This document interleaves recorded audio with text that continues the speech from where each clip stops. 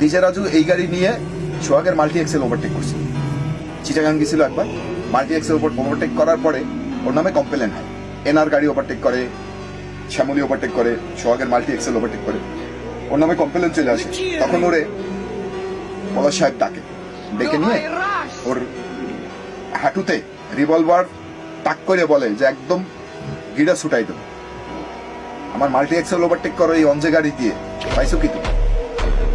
এই 3556 গাড়িটা হলো একটা ভূতে দ্বারা গাড়ি, অরিজিনালি এটার ভিতরে মনে হবে ভূত।